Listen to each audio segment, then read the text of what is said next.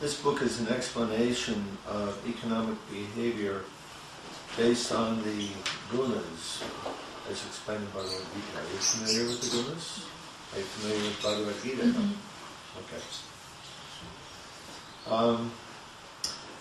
Basically, let's see, Saturday I'm planning on giving another introductory lecture, because that'll be right for the satsang program, the new people.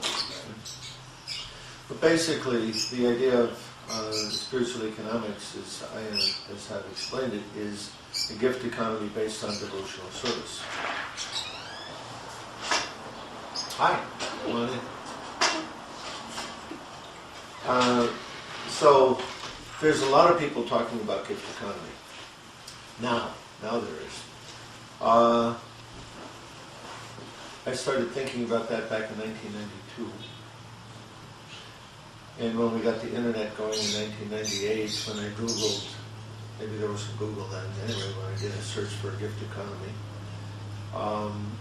we got back about 20,000 hits. In 2005, we got back 80,000 hits. And now if you Google gift economy, you get back, not hits, URLs, links. If you Google gift economy now, you're going to come up with several million links. So the idea is catching on. And because when people think about the gift economy, they understand that actually all of this cheating business, all of the economic problems, all of the problems that we have in the world today, economically, couldn't actually go on if you had a gift economy. So what I'd like to do tonight is speak about the gift economy and the implications of it, and then more specifically, how do we get there from here? Or how each of us might be able to apply that in our lives so that we can help create the evolution in that direction. Is that okay? Yeah, that's great. All right. That was a question I had for you. It sounds like you're going to sum it up. So,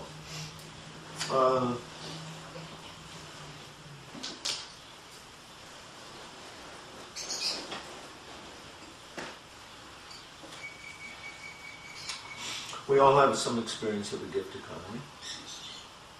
In our birth families, as we're born into this world, our parents, they take care of us. As children, we don't know or understand very much about money at all. And all we know is that whatever we need it comes to us, and life kind of works like that. But as we get older, our parents have taught us, they give us some money and go to the store and we have to buy something, and in order to get something we have to give this money, we have to do an exchange. And maybe you've experienced or you've seen many times young adults, when they leave home, there's sometimes a feeling of resentment that they have to spend their hard-earned money to buy their own food. Right? It's like, because the food's been given free all the time, and now, I work hard and I get some money, and now I've got to spend it on my own food. Oh. So, things change. Gift economy is actually very old. The indigenous cultures around the world, most of them practice one form or another of gift economy. I gave some examples in the other lectures about Incas, for example. They didn't have any such thing as money.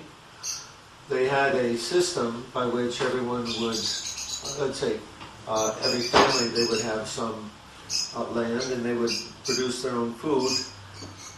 Then the men would pay tax in the form of 3 months' labor for the government every year. And then they had 3 months of leisure time, 3 months holiday. other gift economies, the Kalahari Bushmen of Africa, for example.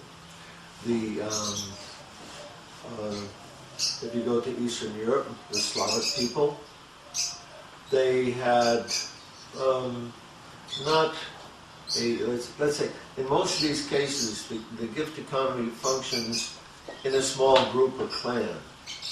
And then perhaps between clans there may be some form of barter. You know, the idea is somewhat of an extended family. So, you know, if you extended family, grandmother, grandfather, or cousins, uncles, aunts, and so on like that. And so as long as there's blood relations, there's a much stronger tendency to give to each other without expecting something having the same value in return. But as the relationships go out a little farther, then we're looking for some kind of reciprocation, either in kind, and if not now, then sometime in the future.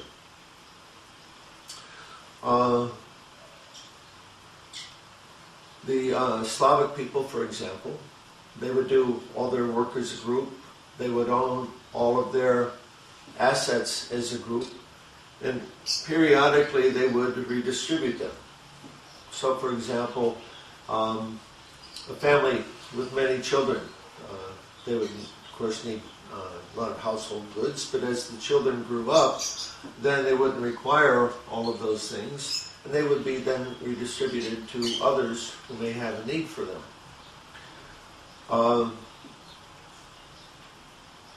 The ancient Egyptians, under the pharaohs, they had a system of redistribution, which is somewhat as a gift economy. In other words, the king would collect a lot of taxes, and then they would put those in a central warehouse someplace, and they would redistribute them to the people according to their need. The Hunas of Hawaii, they practiced the gift economy. The Cockatiel Indians, I think I'm pronouncing that correctly, from Vancouver. Anybody ever heard of them? Or heard of potlatch? Yes. Heard of potlatch? Potlatch is a very interesting, let's say, celebration, in which it's kind of like a Christmas, where everybody comes together, and they have a competition to see who can be the most generous, who can give the most away. This is how their economy functions. They work for about 3 months, making as much as they can so that they can purposely give it away. So they have this big party, they come together and they have a competition to see who's going to give the most away, and then whoever can give the most away, they get the position of prestige and honor. And then, interestingly enough, whatever is not needed, say there's too much there, people say, no, I've already got 3 of those, I don't need any more. Whatever is excess, then they destroy it. And then they, again, go back to work to produce, to give things away. That's great. So, anyway, if we look throughout history, there's many, many different examples of gift economy and how it would function in different ways. So, as we mentioned, after the 2008 economic debacle, some of the philosophers, particularly people in France, they started thinking, well, if we had a gift economy, we couldn't have these kind of economic problems. Because the current economic system is actually, practically speaking, you can say it's arranged for the purpose of allowing insiders to cheat. It's set up basically as a gambling mechanism to allow people to cheat others without their knowing it. And so we're experiencing the consequences of that, particularly back and also in 2008, you may recall, where there were riots around the world about food prices. Food prices were going up beyond the means of people to be able to feed their families. And so in practically a dozen cities around the world, there was riots about the price of food. It's not that there wasn't enough food. There was enough food. But what was going on was that the gamblers in the trading houses and the big banks, they figured out a way how to manipulate food as a commodity, or manipulate rather the price of food as a commodity, to artificially drive the price up so that they could make millions and billions of dollars. And in the process, of course, a lot of people went hungry. So these kinds of things go on today, and leading to a lot of people to question, why don't we just get rid of this money thing altogether, because that's really where the problem is. In fact, there's a gathering in Copenhagen next month. I'm going to be going to I'll be one of the speakers at this. It's a conference specifically about the gift economy and how we can create a gift economy.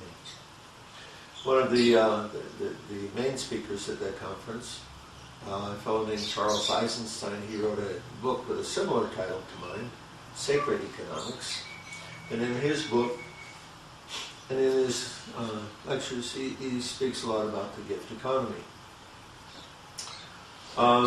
So it's an idea whose time is coming in many ways, because, especially for young people who are growing up in the computer age, because many things that we used to have to pay for, records, or CDs, when media came on, or when songs came on some form of media, we used to have to pay for them. But now that it's completely digital, many people, young people especially, they grow up, just trading songs and so on, because the cost of duplication is basically zero. And so it's almost like we feel that we have a right to have some kind of thing, these kinds of things for free. And so in many ways, we're actually experiencing that there's these commodities of various kinds that can come to us without any cost.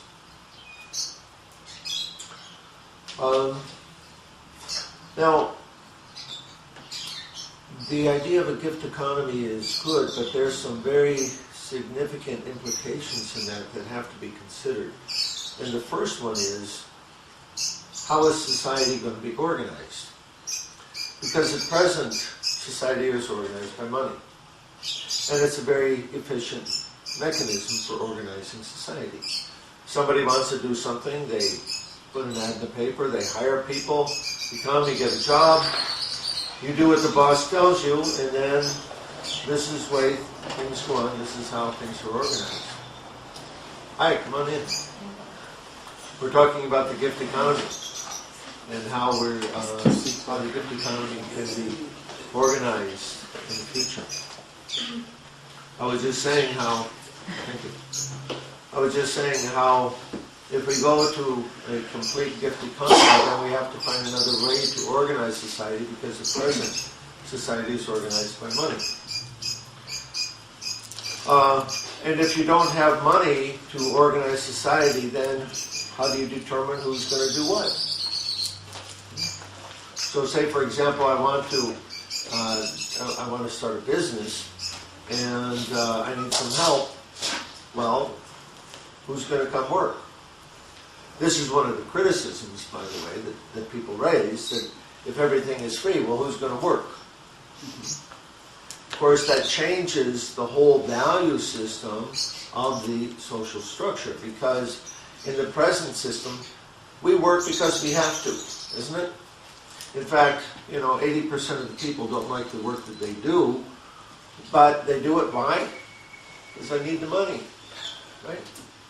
We need the money, so we go to work, even if it's something that we don't like to do.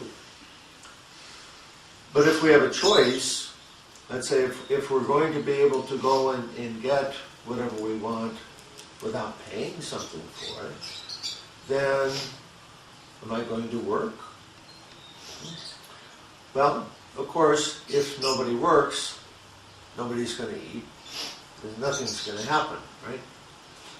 So, to have a gift economy, it's incumbent upon every individual to make their contribution. So this shifts the values of society. It changes the whole consciousness of what am I going to get, or what's in it for me, to what am I going to give.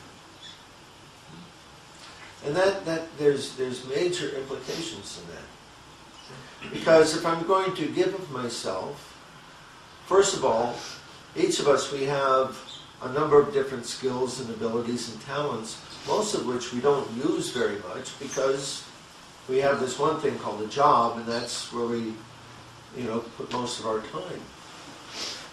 But if we had the possibility of using different skills, different abilities, different of our talents in a part-time basis here or there, we might choose to do that.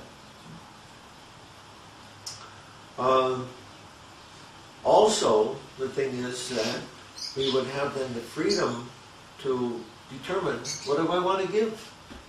What is it that really turns my crank, right? What do I really like to do? Well, if I don't like doing that thing, I'm not going to put my time and energy into that. I'm going to do something else. Now, this is a bit of a problem, too, because, let me ask you, how many of you know what you like to do? I'm sure you're an unusual crowd. Usually when I ask this question, we only get about 30% of the hands to go up. Seriously, about 30% of the hands. We're so alienated from ourselves by only working for money all the time that we don't even know what we like to do. So that's a sad commentary on modern society. But if we had a gift economy, we would have then the freedom to explore, not only the freedom to, but even indeed you could say an obligation to explore what can I do, what can I do the best? What can I give that really is meaningful both to myself and to others? And this would create a real shift because, when we have the opportunity to give, doesn't it really give to us? We have our Christmas in America, a time when everybody gives, or perhaps during somebody's birthday. And if we have, let's say, when we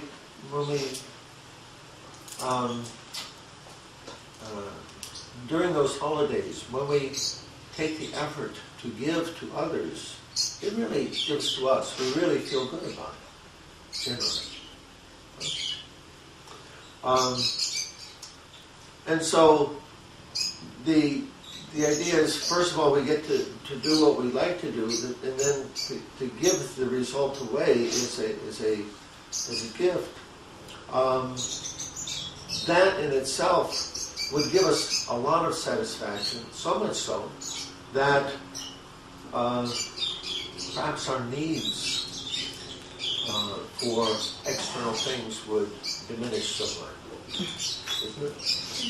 Many times today, people are, of course, we're all craving some happiness and satisfaction, and we try to fulfill that need by getting some stuff. We go to the mall and we buy stuff. And when we get some stuff, of course, we feel good. We got something new. Of course, this is called happiness in the mode of passion, or rajagun. And that happiness in the beginning is like nectar, but it doesn't last very long. And soon again, there's a need. I'm not feeling fulfilled. I need to get something else. So this is kind of what drives modern economy. But if we are actually able to find satisfaction in giving of ourselves, when we're satisfied, then our needs become diminished. Okay? What is the need? The needs become adjusted to actually, I'm not getting something because I'm trying to fulfill some dissatisfaction within, but I'm simply getting what I need to maintain the body properly. So there's a difference between those two. So we see then an adjustment in terms of what people, let's say, what their desires are. Modern society, modern economy, in fact, there's marketing agent, I remember reading in one book, it came out 20 years ago, How Much is Enough? And in this book there was a fellow by the last name Rebo, who was some kind of marketing fellow. And he said, our job is to make women dissatisfied with what they have. Particularly the ladies, right? Because they're the ones who go shopping. So they wanted to create dissatisfaction. Not satisfaction, dissatisfaction. And so people uselessly go on and get more and more and more things that aren't going to satisfy them. So, again, I'm making the premise that in a gift economy, if we're actually able to give of ourselves, to do what we like to do, that we would find so much satisfaction in that these needs, these external needs, would actually be reduced to what's really necessary.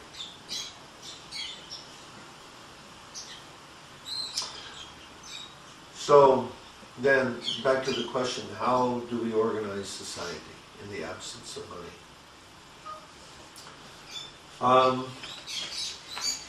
In the Vedic culture, before that. So the Incas, they had their method. The Egyptians, they had their method. Generally, those cultures, they had a king, a benevolent dictator, who would look after the welfare of everyone, like a kind father, to see that everybody had what they needed.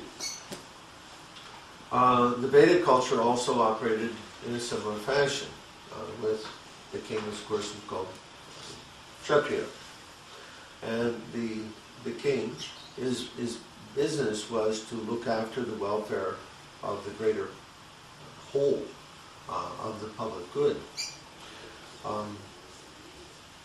In the Varnashram system, there's two aspects of this, Varna and Ashram.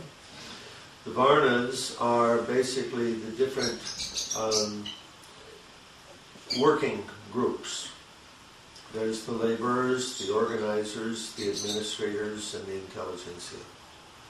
Okay, otherwise, in Sanskrit, Sudras, Vaishyas, Kshatriyas, and Brahmanas. And then ashram, these were stages of development, lifelong stages of development, according to a person's age, in youth, in education, in family life, in retired life, and then renounced life. So the purpose of Vedic culture was that every individual would be able to grow spiritually. They would be able to have what they needed materially, and at the same time grow spiritually, so that at the end of life, one would be able to achieve spiritual emancipation. So, obviously, in order to do that, it's necessary that the material requirements are fulfilled. The Srimad Bhagavatam states, very frankly, that two things will spoil spiritual life: too much money and not enough. So, you have to have enough to maintain the body in proper order. If you don't have enough, if a person is overly dependent on another's mercy, then they simply become filled with anxiety. If they have too much, then generally the tendency is towards sense gratification and excesses, which also spoil spiritual life. So, the balance, to find the balance. So the culture was established like that, but there's a very important criteria to establish this gift economy, and that is what we call sattva guna. Okay? The modes or qualities of material nature, there's three of them: rajagun, sattva-gun, and tamagun. Okay, or goodness, passion, and ignorance. Modern society is characterized by the modes of passion and ignorance, where we want more and more and more, and we'll get it however we can, at anybody or everybody's expense. And we generally see that, and I'm sure you all have experience of this, that we seem to be working harder and getting less, right? Or we're paying more and getting less. Right? I went to the store the other day to buy some nuts, and the package is like half empty. You know, you pick up this big package, you think, oh, there's a lot in there, and the thing's air. And we see that going on more and more, that you pay the same amount, but the amount of product is shrinking. That's another way of exploiting. So this is going on. Whoever is in a position to try to extract wealth from others is increasingly trying to do that. I was speaking with Tony? Oh, Gino. Gino. The other Italian name. The other Italian. Gino today was telling me about his experience at work, how when he was first started working, 30 years ago? 30 years ago? Something like that. How his company had a nice pension plan, everybody was working, the company was paying good salary, decent salary in exchange and not demanding, all your time. But then as the years go by, with downsizing and this and that, the companies want more and more time, they want you to do more and more work. They want more from their suppliers, they want to get more from their clients, like this. So this is the influence of Rajagun, Tamagun, or passion and ignorance. If you try to operate a gift economy under the influence of these qualities, it's not going to work. It can't work.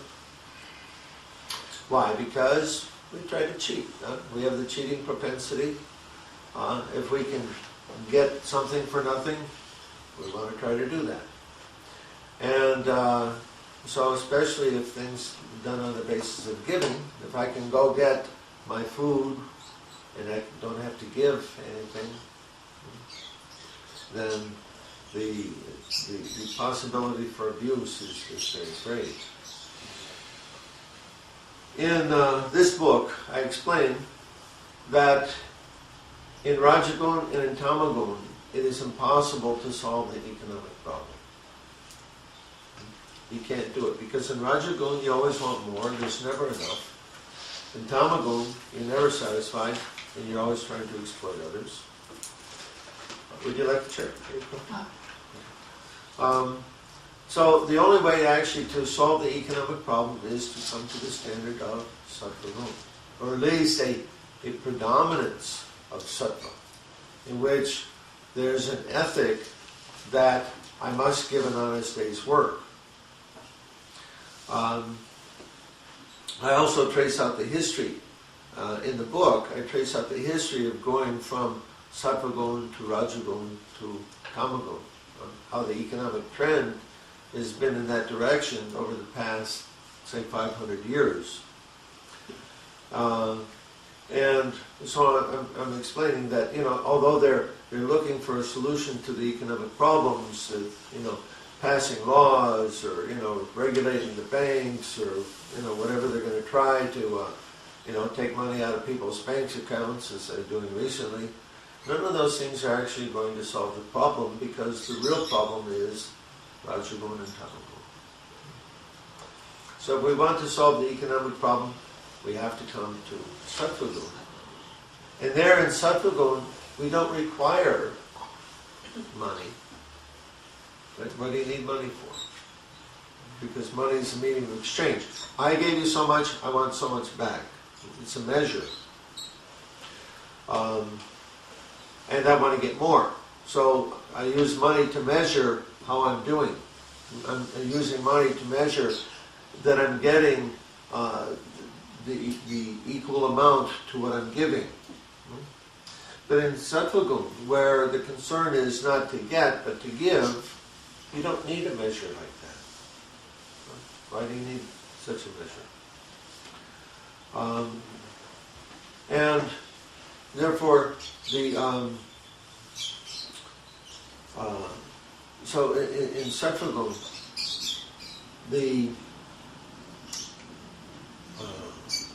when people are giving naturally from their heart, then things can grow quite nicely without this means of control, without the means of measurement.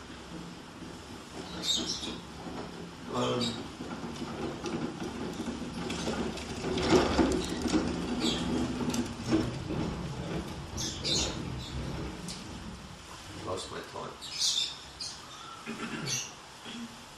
Okay. Means of measurement, goods and exchange for services.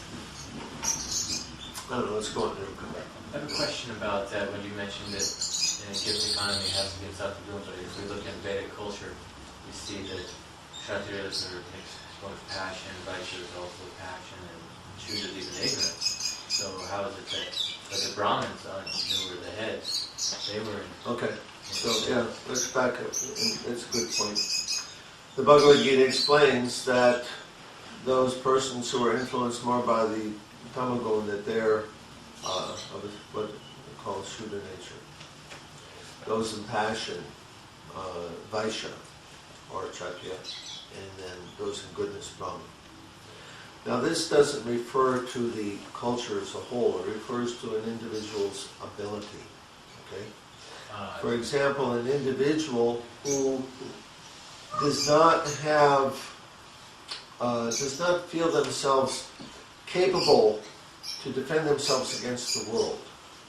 They want security. They want a job. Give me a job, give me a regular paycheck, help me feel secure. Okay? A businessman doesn't need that. He feels capable to deal with the world. He can organize all the parts necessary to generate the money, and he can give payment to others. But his vision, his arena of control is still fairly small. He's dealing with, if he has a modest-sized company, maybe 100 employees or something like that. He's providing livelihood for 100 families like this. But that's still a very, small number of people, generally speaking. The Kshatriya, his vision is to see to the greater good, the overall good of the whole society. Who's going to create the roads? Who's going to create the schools? Who's going to see that there's proper culture, entertainment, so that people are happy and satisfied? So the Kshatriya is even taking a much bigger look, or let's say playing a larger role in terms of the overall welfare of the society. And then the Brahmanas, beyond that, they're looking not only to see that everyone is satisfied materially, but they want to see that everyone is growing spiritually as well. Okay.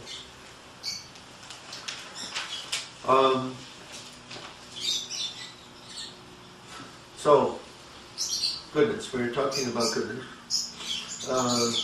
That without goodness, we can't make this gift economy work. We can't solve the economic problem. So, how are we going to get there from here? Because right now, most society is mostly in the modes of passion and ignorance. How are we actually going to achieve this to get ourselves out of this problem? So I raised the question in the book also because this is really by the let's say using the Vedic wisdom as a tool for analysis. This is the problem. Now we can understand by the qualities of the modes of nature that the result of the mode of ignorance is destruction. So if we don't lift up the society towards more goodness, we can understand that this economy will fail. There's so much cheating going on. There's so much tamagun or ignorance in the general culture that this economy, this culture, will fail unless it's lifted up somehow. And this is a challenge, right? Because what? People like to eat meat, right? But there's a price to pay for that. There's karma. People, they like illicit sex, pornography, brothels. I was kind of shocked. I was quite shocked when they were talking about the European games, because I live in Europe. They were talking about the football over there is what we call soccer, the European soccer games, and they were having to import prostitutes to be at these games. Otherwise, if there's not enough prostitutes, the games aren't going to, not enough men are going to come to the games. Yeah, that's what I was going like, what? So, it's quite a telling statement. And of course, many of those women, they are kidnapped, basically, and they're forced to act against their will in these kind of circumstances. Sex trafficking is a huge problem, not only in Europe, but also in the United States. Well, I would like to mention about a commercial here in the United States. They will not sell a car if they don't have a woman in the commercial. They show a car, but there is a woman always. Yeah, sure. Because woman means sense gratification. Although we do have some pretty wholesome car commercials, I would say that it's like family oriented. It's not so much of a sexual thing. Sure. Anyway, the point is, meat eating, basically the four principles of sinful life, killing of animals, illicit sex, gambling. You can gamble, practically you can do all these things except meat eating on the internet now, right? Pornography, gambling, but intoxication I guess you can't get. Maybe they have a 3D printer for LSD or something. Anyway, intoxication, illicit sex, gambling, and meat eating. These are the four pillars of sinful life, which are bringing about the downfall of society.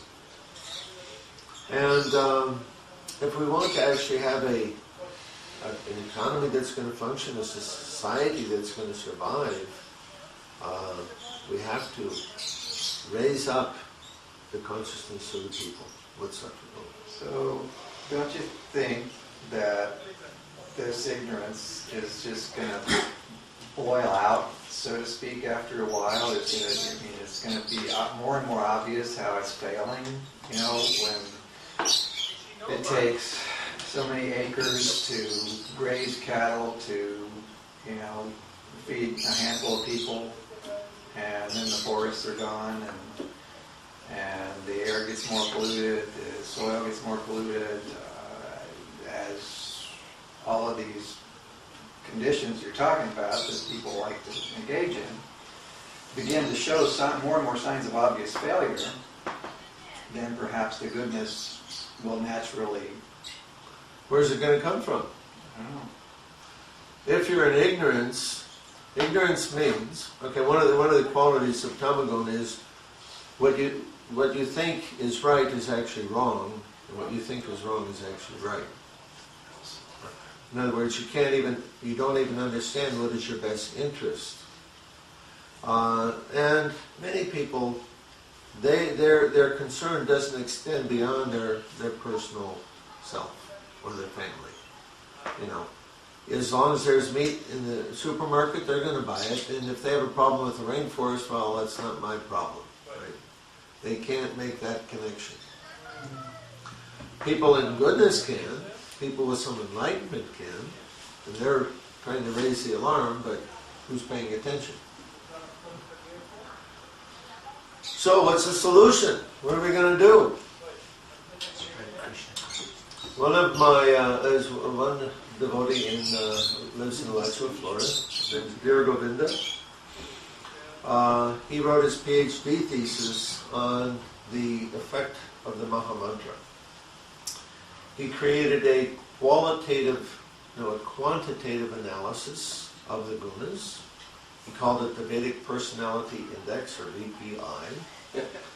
And what he did was basically he had some volunteers from the University of Florida. He gave them a test where they expressed what they liked to do, what they didn't like to do, what their personal habits were, and so on like that. And so he figured out a way to give these things a weight and come up with a number of their relative situation in Rajagun, Tamagun, or Sattvagun. Then he engaged them in chanting. He had three groups of people. One group was chanting Hare Krishna Mahamantra. One group was not chanting any mantra at all, just kept doing the same thing. And the other group was chanting some meaningless, so-called mantra. Coca-Cola. Yeah, whatever. Some words. And so he was able to show that I think he had them engaging for some 30 or 45 days. Again, after that, then he would give them the test. And then what he was able to show statistically was that by chanting the Hare Krishna mantra, there was a shift, less tamagun, more sattvagun, and rajagun stayed about the same, and he figured because the shift, everything was going up. So he was showing, he was given his PhD thesis, a degree on the basis of proving that the Hare Krishna Mahamantra actually elevates the consciousness. He's not the only person who did that. There's another group of people in India who, these people were into Hatha Yoga, and they did a similar kind of thing. They created an index of the gunas. It's in the book, I can't remember. And what they did was they had people engage in Hatha Yoga for some period of time. And again, they showed that by doing that they were able to raise themselves up from the lower modes to the higher modes. So,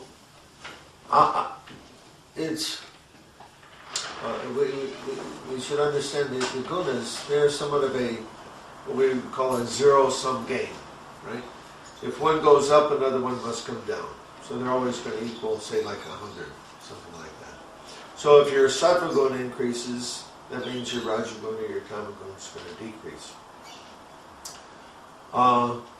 So there's several ways to do this. One is we can increase sattva guna by engaging in activities of sattva guna, by changing diet, by doing hatha yoga, even by engaging in sports. Because really to engage in sports in any meaningful way, you have to develop some discipline. You have to be regulated. These are qualities of sattva. And you can see even in the faces of athletes that they've got sattva. You compare, for example, the face of an athlete with the face of a drug abuser, you can just see it in their face. It's very clear. One's tamagun, the other one's sattvagun. So we can engage in the activities of sattva directly themselves is one way. The problem is that for people who are in tamagun, sattvagun doesn't look very nice. They're thinking, I don't want to do that. I like what I'm doing. I want to get stoned. I want to get high. I want to eat. I want all those things. I don't want to stop. So then, what's the hope then? Okay. Well, we have so many years of experience here. One is our weapon, our secret weapon, our prasadam. Simply by taking prasadam, it raises their consciousness. And the other is, of course, Hare Krishna Mahamantra. By chanting Hare Krishna, even if you don't want to become a Hare Krishna, that's okay. Just chant this mantra anyway. Stay a Krishna. Chant this mantra. The effect will be there.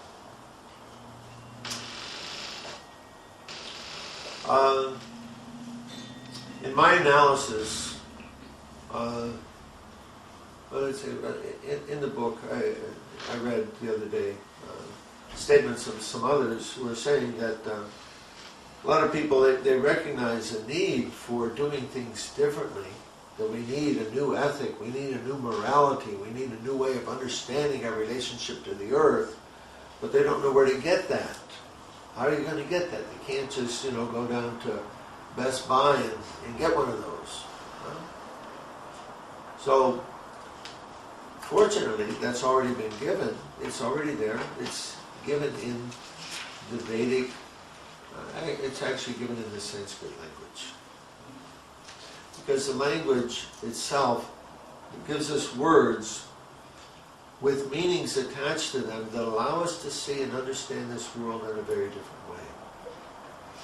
Words like karma, Bhagavan, Jiva, samsara, these words in themselves, which really have no counterpart in the Western languages, gives us another way of seeing and understanding the world, gives us another perspective to our situation that allows us to understand how to solve the problem.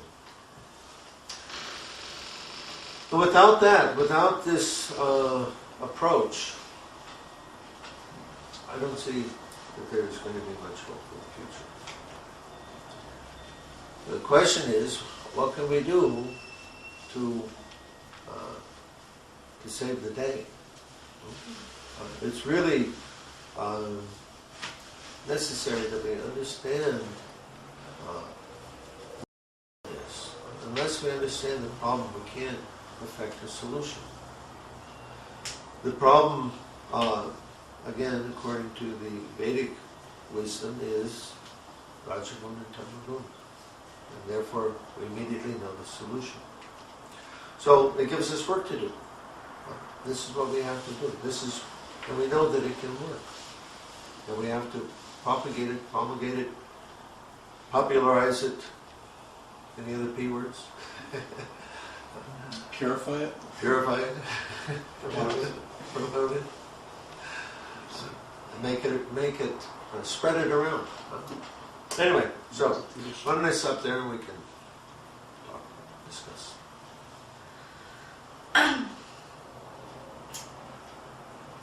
According to your understanding of what devotees are doing right now, what can they be doing practically to because, like, for instance, this temple is somewhat of a gift economy, but at the same time, we utilize the system, we use money, we have a restaurant and business. Well, what I would say is read and promote my book, actually. Because why? Because we don't apply our philosophy, or let's say, in our past, we have not been applying our philosophy in a practical way to address these problems. We have to recognize the value of what we have and then give it to others, help them to understand it. My book is one. I'm sure that there's probably other books that devotees have written that would be just as good. But we need to realize the value of what we have and promote that. Of course, here you have many people coming. You've got access to a public that many temples don't have, and you can make use of that to popularize these notions. Just like in the restaurant, there's so many brochures. I haven't thought about it, but actually the other day seeing those brochures, I thought, okay, we can make this brochure about spiritual economics. It's good, to promote the idea. Or, I don't know, is there one about the gunas? Maybe we should have one of those too. In any case, we have to promote this understanding, and so that people can. And it's the wonderful thing about the gunas is that it's very practical. Anybody can experience it anywhere in the world. If you just change your behavior, you change your eating habits, and so on, you're going to see the result. And so we have to make that. We have to really push this point. It's not that we can just do any old damn thing that we want and there's no consequences. Yes, there are consequences to our behavior and our actions. And we have to understand that and act accordingly. So by utilizing the money that we are able to make by work and then the charitable contributions, we can utilize that to begin the gifting economy in subversive ways. Like, because we are part of a system that's so based on capitalism, it may be easier and faster to utilize as much as we can and then act like gift in our own time, like in small ways or in big ways, and then start it and propagate it in that way. I mentioned the other day about the Pay It Forward movement. Yeah, like the movie, sort of. Right. That there's Pay It Forward. How many have seen Pay It Forward movie? Okay, we're gonna have movie night. You have movie night? Yeah, Okay. We saw It's that. a great Let's night. put it on Pay It Forward. It's almost like a young devotee, you know, this young child has this idea to, you know, do something wonderful for somebody in need, and then it becomes like, it spreads everywhere. So this has become a movement of people doing random acts of kindness, let's say. And so we can push that to it. And your question actually reminded me of what I forgot earlier. Because I wanted to talk about, okay, what can we do as individuals? What can we do personally? Right? And generally what I advocate is that we find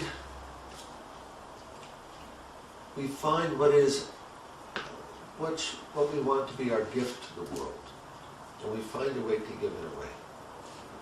So what you, for example, you're an artist, okay? You can make beautiful art, and you can find a way to give that away, okay? Whatever our skills or abilities are, you know, find a way to give it as a gift,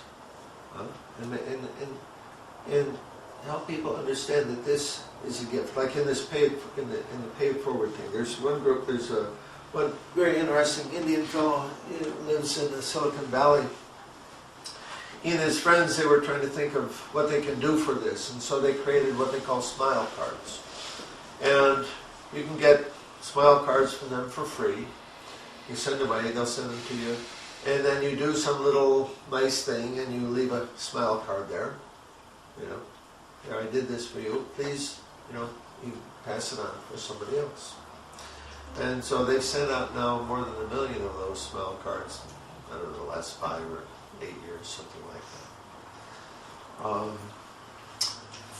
But it's one thing to do it on a, you know, one-by-one basis, but then it also has to be tied together so that we begin to create a general awareness of why to do this. It's not just I'm going to be nice. Well, of course, you feel nice. There's one, this fellow, he has a email group, and you can get on it. And the email he sends about once a week of stories of people who have given away, done some nice thing, and used their smile card. And they write their stories in. And some of them are very touching, very nice. But then we need to create this and create an awareness of the need to do this to change the world. I just learned yesterday that Seattle, The what? in the city of Seattle, is starting something they're calling they're going to have the nation's first food forest. And there's a 7-acre property in the middle of town, and they're going to have everything, all kinds of exotic stuff from, you know, pistachios to walnuts and, you know, fruit trees and fruits and vegetables, and it's all completely free. Anybody can come in for the picking. I don't know how it's, you know, the economics of it, how it's actually working. I'm sure it's kind of a contribute. You know, It'll have to be managed in some way. have to be managed in some way, but it'll be the nation's first. They're calling it the food forest. Yeah. Yeah, that's a great idea. Well, Mother Nature. The city is paying for it. So when I joined the Hare Krishna movement, we had pretty much a gift economy. We had the guru, the spiritual master, the temple president, and when we joined, it was kind of like we had no, whatever material possessions I either gave to the temple or gave up. And we were trained to work and give everything to Krishna. And it was very blissful that way. Because Krishna is Bhaktaram Yadvantapasam Sarvalokam Maheshwaram, he owns everything. And we were trained that way. But then, that works like in brahmachari training. So, also San Diego Temple right now, like you have Mahatma Vida, the brahmacharis, they work in a community like that, spiritual communism, where everyone just kind of gives everything to Krishna, right? So until you get married and move outside the temple, and then you have to work within the dominant society, the dominant culture, working, and maybe if the economy's good enough, you can make a little bit and give a little work. So I was wondering how to, because as we know, as devotees, there's people who start food forests and everything, and then the question is, well, who owns the food forest, and who does this belong to, Out of sentimentalism, we can create so many things like, well, I'm going to help an old lady across the street and the world's going to be a better place, and then she's going to go give 2 apples to 2 little girls and the world's going to be a better place, but we know that without Krishna consciousness, Sure. About the Hare Krishna movement, our failure was to create an economic alternative to modern society. Therefore, for our grahastas, or even for our young men, young ladies, when they, now we're training them to go to university, right, and then get a job. I tell the story of one young Gurukula. He went all the way through Gurukula in Vrindavan, graduated, and he says, okay, you know what? They told him, get a job. He said, get a job? What? I just read all of his books. Why? Because we don't have anything to give them. Not just for the young men, but for the old men too. Right? Yeah. So, what's the economic alternative? Prabhupada told us quite clearly what to do. He says, create villages. Real economic development is agriculture. It's not that Varnashram Dharma simply means farming. Varnashram Dharma uses a agrarian economy. You plant 1 seed, you get back 100. What kind of rate of return is that? 10,000% rate of return. Okay? Any banks paying that? No. Right? That's economic development. Cow is economic development. She eats grass, she gives milk, something that can be used. So, we failed to create an economic alternative, therefore we have no choice but to go and immerse ourselves in the culture that we once rejected. This is the undoing of the Hare Krishna movement. So what's required is to create villages with the understanding that we're going to go to a subsistence economy. We've had many farm projects without this understanding, therefore they are not doing much of significance. Generally what's happened is we buy some land in the country and we go there and bring the city with us. That's not how it works. It's a very daunting project because when you talk about changing culture, it creates a lot of unknowns. Anyway, it can be done. It will be done. A lot of people speculate that when we're forced to do it, yes, that's what we'll do. But there's many, many people, not Hare Krishnas, who are understanding that that's the solution to the problem. There's the transition town movement. Anybody heard of transition towns? Okay. There's, how about peak oil? Anybody heard of peak oil? Yeah. Okay. Peak oil means some people calculate that there's only a certain amount of oil in the earth and we've coming close to using up to 50% of it, or more than 50%. And from now on, the supply is going to be less than the demand.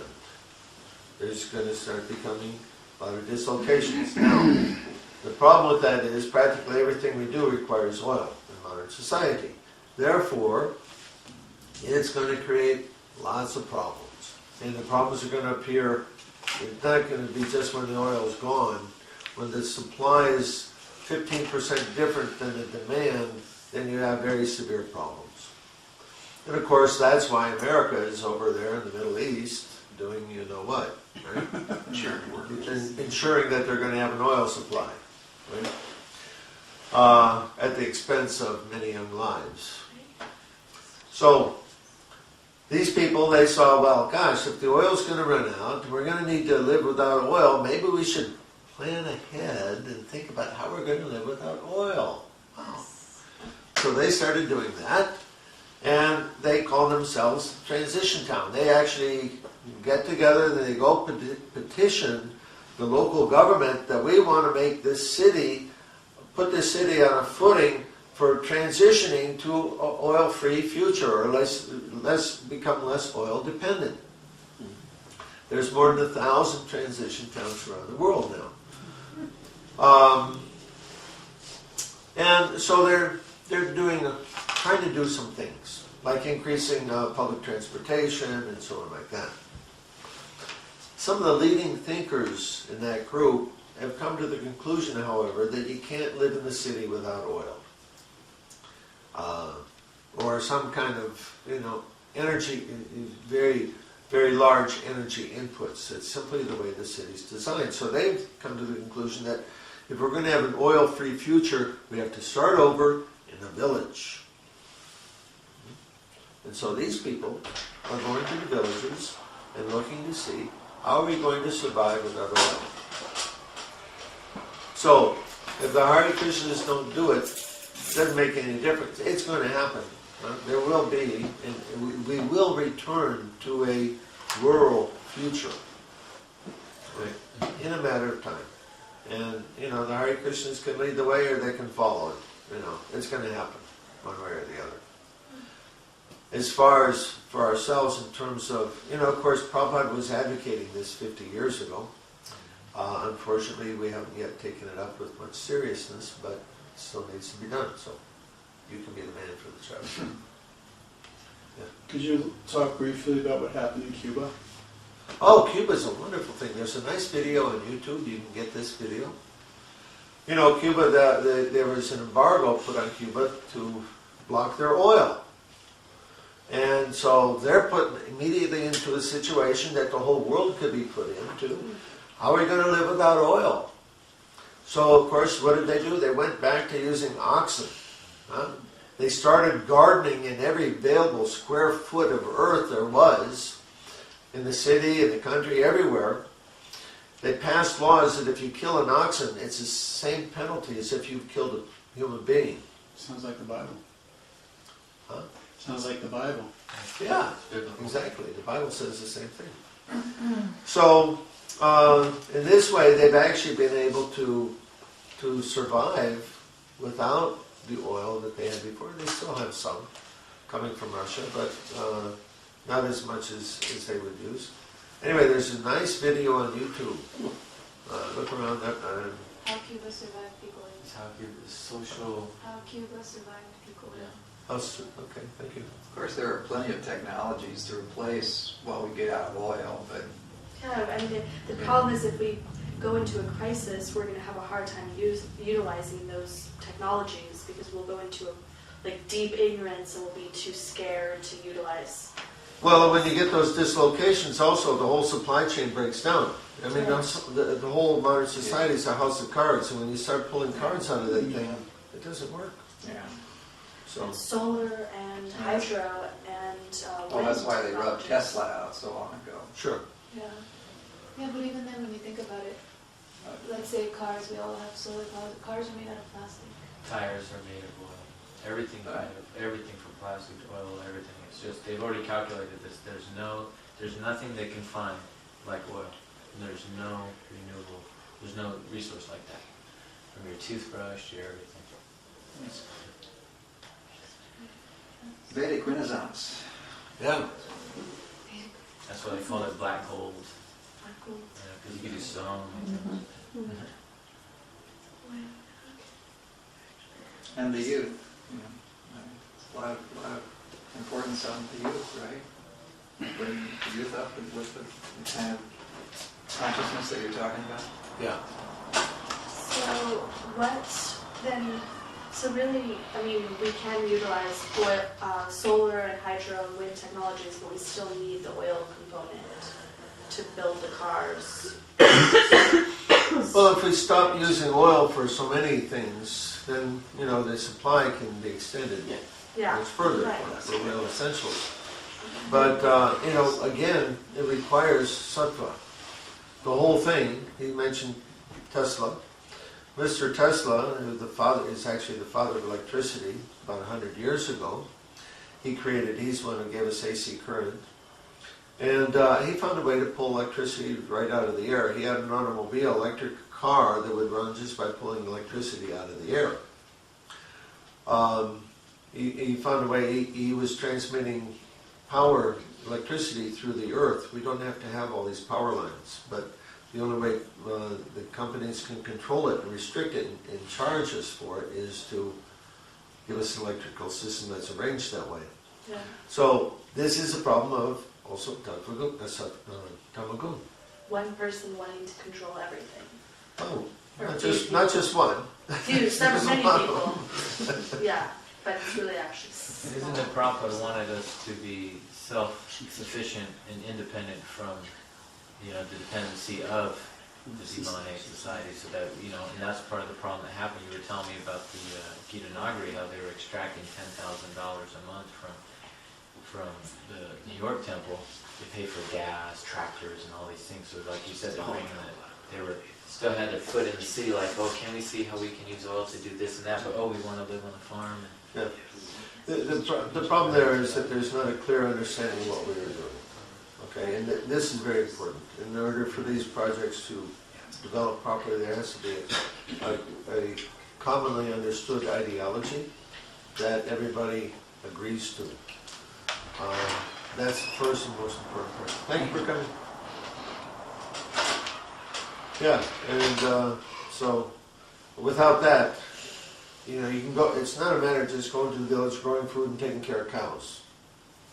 It's not the idea. The idea is actually to create a different culture, a different economy that's agriculturally based, and to provide for our own necessities directly from the earth as a culture. Like Srila Prabhupada say, man created the city and God created the country. But anyway, God created everything that... Prabhupada was quoting the poet Cowper. One poet Prabhupada was quoting like this. Yeah. Man created the city, God created the country. That's right. So the thing, and it's more reliable to depend to the country, because the country is Krishna himself. It's sattva. Yeah. It's sattva. We're talking about, right, the solution to this is sattva. Sattva. That's right. And, I've lived in villages, probably 3 or 4 out of the last 6, 7 years. Villages in Ukraine and Russia and Lithuania. And I speak a lot about that over there. And oftentimes when I do, the devotees they'll ask, well, what are you going to do there? You're going to go to the country and it's going to be boring or something. What are you going to do? Because we have no connection with Mother Nature. We rely so much in the Artificial way of life. That's the reason Srila Prabhupada said to cultivate Mother Nature. Walk in the village. It's nice. And that's the reason the city caused so much trouble to us, because we depend on men abilities. They're imperfect. Cities also, under the influence of the city, is Rajagun. So naturally it's going to be much more difficult to come to goodness in the city than if you're in the village. So when the devotees went out there, they bought a big plot of land.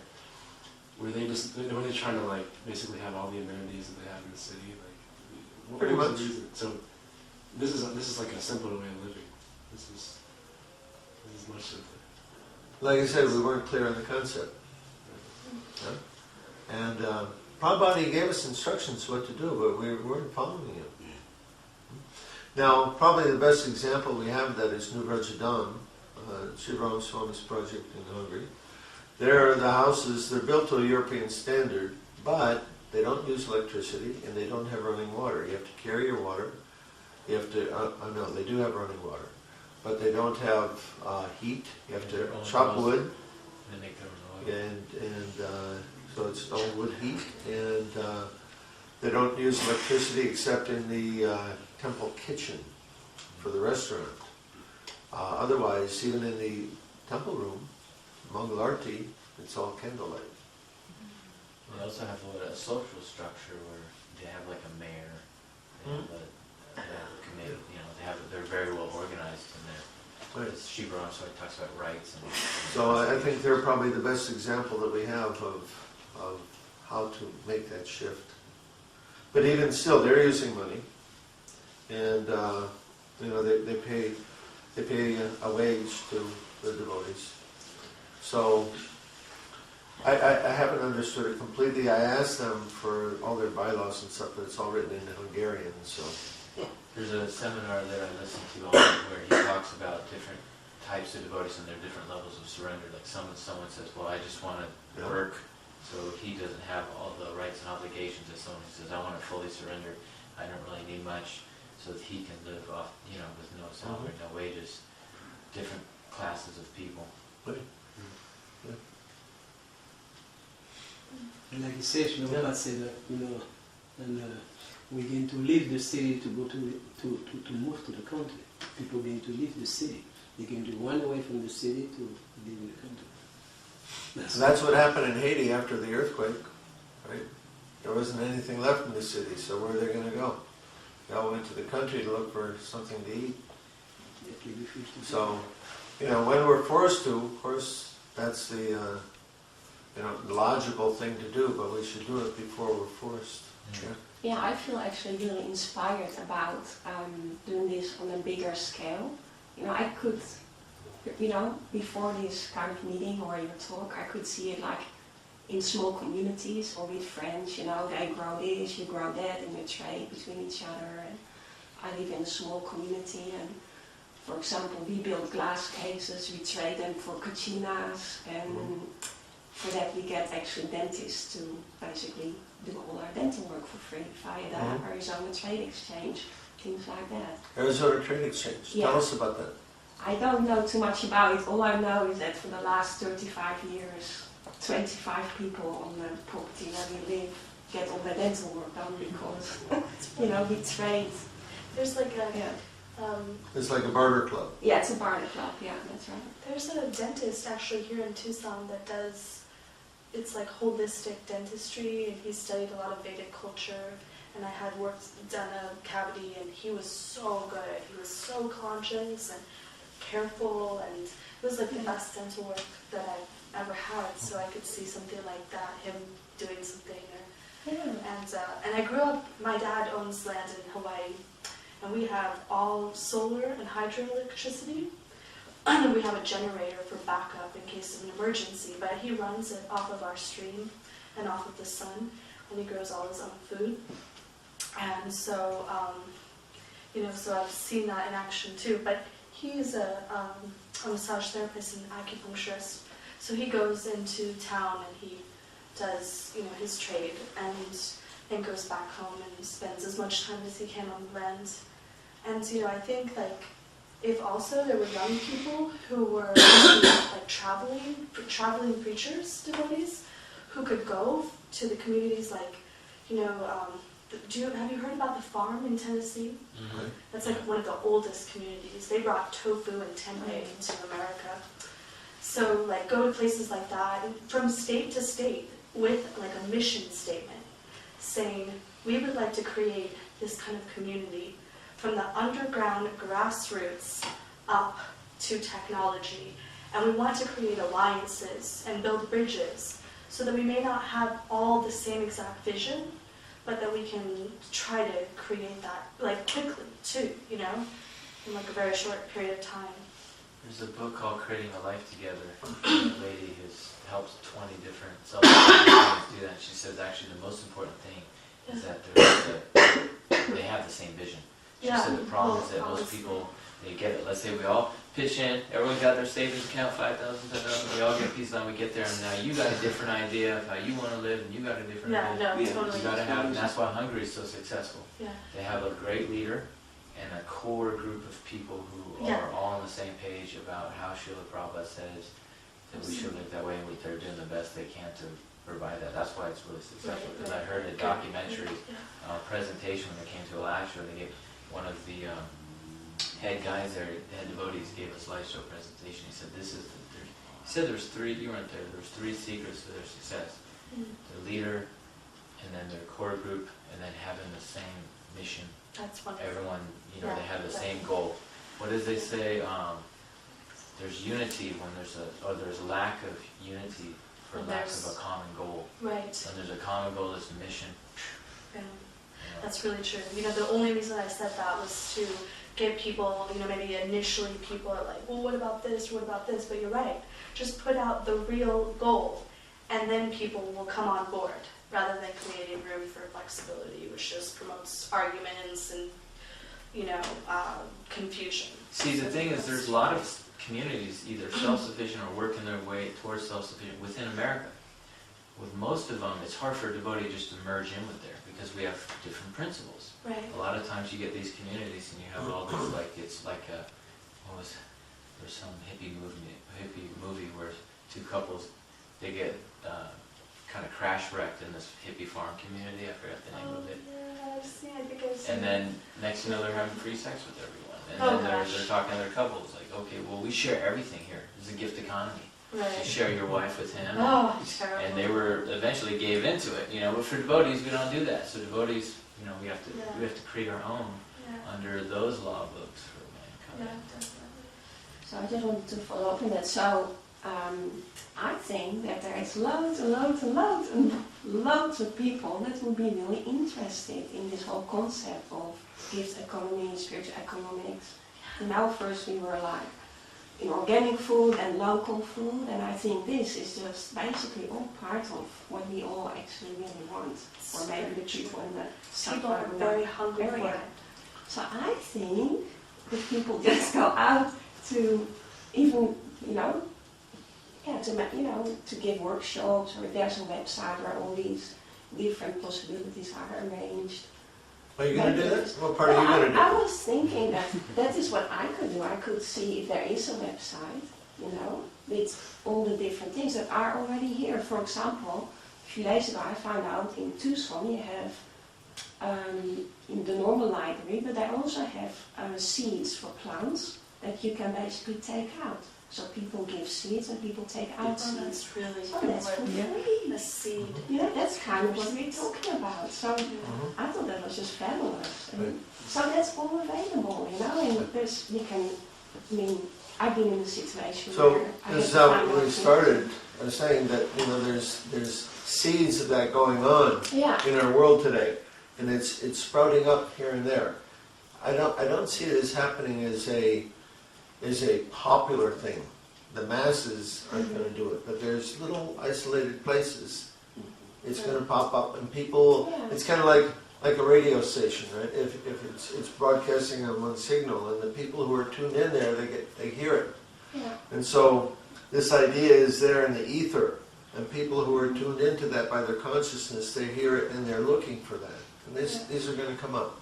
Yeah, I think so. It makes total sense, It's Growing up in Hawaii and California, I have come into so many young people over the years who are trying to do that.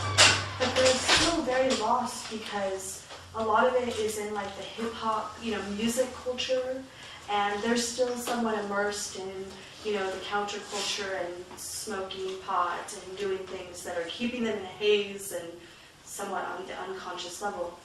But there's like a group called Goddess Alchemy. It's a group of young women, artists and writers, and right now they're really popular in the Bay Area. And I grew up with several of them. And then God is alchemy? Goddess Alchemy. Oh, goddess. Yes, alchemy. Goddess Alchemy. Okay. And then, several artistic groups, they're trying to really get their community together. And they have very powerful vocabulary and words to evoke that inspiration from the youth culture, but they don't know what to do with it. You know, they're still too caught up in partying. So, you know, so I'm going to call actually a couple of my friends and let them know that this is happening, because I've sent them books. I sent a couple of them your book, and you know, they're really interested, and they're just, you know, they're just waiting to know, to feel the attraction to have that part in it. Right now they're getting so much attention from the young people for their music and stuff that they're sort of in their own world. But I think that they'll be really moved by this. It's easier to talk about it and sing about it than do it. Yes. Definitely. And now's Anyway, the time when it needs to Yeah, be started. challenge them. That's good. Yeah. Great. So, maybe we should start. Thank you all very much for Thank you. coming and sharing. So I guess we have one more opportunity Saturday morning. Saturday morning I thought I'm going to give what I generally give as my introductory lecture to spiritual economics based on Bhagavad-gita, and show how it's, if we actually want to change the world, we have to live our philosophy. We've got a wonderful book, wonderful books, but we don't live accordingly. So we have to become conscious of that and understand how to do that. So, Prabhupada ki? Yeah.